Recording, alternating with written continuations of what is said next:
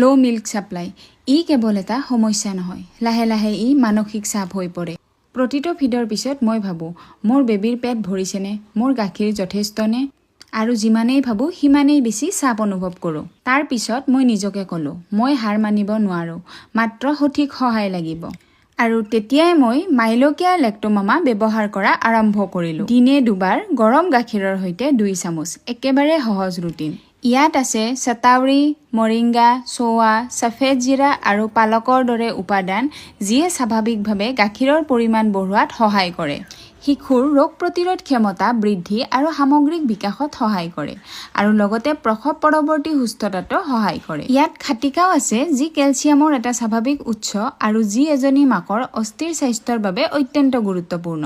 মাত্ৰ কেইদিনমানতে মই পাৰ্থক্য অনুভৱ কৰিবলৈ ধৰোঁ। মোৰ বেবী ফিডৰ পিছত অধিক শান্ত দেখা যায়, আৰু মই ধীৰে ধীৰে আকৌ আত্মবিশ্বাস লাভ কৰোঁ।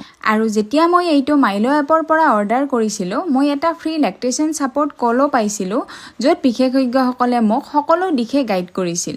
প্ৰতিটো সমস্যাৰ নিখুঁত সমাধান নাথাকে, কিন্তু সঠিক সহায় থাকিলে এই যাত্ৰাটো নিশ্চয় সহজ হৈ পৰে।